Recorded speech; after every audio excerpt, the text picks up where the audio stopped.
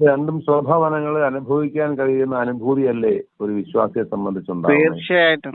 നമ്മുടെ മാളികപ്പുറത്തമ്മമാരും നമ്മുടെ വീട്ടിലുള്ളിടത്തോളം കാലം, നമ്മുടെ പുരുഷന്മാർ ജ്ഞാനത്തെ ധരിച്ച ശാസ്ത്രത്തിൽ വിലയം പ്രാപിക്കുന്ന അയ്യപ്പന്മാരായിട്ട് വീട്ടിൽ തിരിച്ചെത്തുന്നിടത്തോളം കാലം നമ്മൾക്ക് എവിടെയാണ് അനർത്ഥങ്ങൾ ഉണ്ടാകുന്നത്?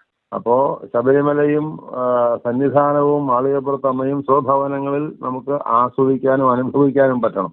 അയ്യപ്പൻ പോകുന്നത് എങ്ങനെയാണ്? ഒരു വീട്ടിൽ നിന്ന് അയ്യപ്പൻ പോകുന്നത് ശാസ്താവിനെ പീഠത്തിൽ വെച്ചിട്ട് അവിടെ മാളികപ്പുറത്തമ്മയെ കാവലേൽപ്പിച്ചിട്ടാ പോകുന്നത്. അതാണ്.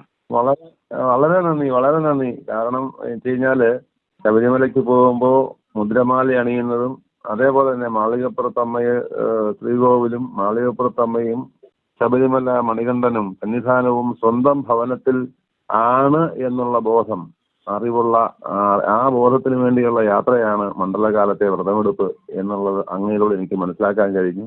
എന്തായാലും വളരെ സന്തോഷം. സന്തോഷ്, ഈ പ്രണവവേദയുടെ ഒരു ഭാഗം അങ്ങ് വിവരിച്ചു തന്നതിൽ സന്തോഷമുണ്ട്. നന്ദി. ഒത്തിരി സന്തോഷം. മോഹൻജി ചോദിക്കുമ്പോ ഒരുപാട് കാര്യങ്ങൾ മനസ്സിലേക്ക് ഇങ്ങനെ ഓടി വരികയാണ്.